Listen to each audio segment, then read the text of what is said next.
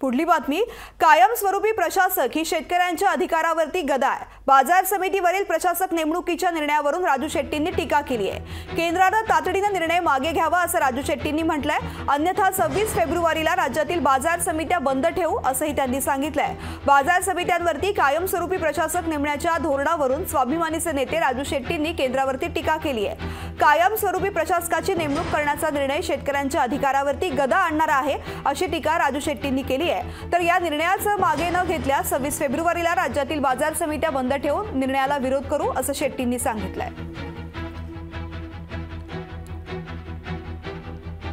एक प्रकारे या देशातल्या शेतकऱ्यांनी प्रदीर्घ आंदोलन करून 750 शेतकऱ्यांचा बळी देऊन 3 कृषी कायदे मागे घ्यायला लावले। आता मार्केट कमिट्यांचं अस्तित्व संपवून, निवडणुका संपवून पुन्हा एकदा एकाधिकारशाही आणण्याचा प्रयत्न केंद्र सरकार करायला लागलंय।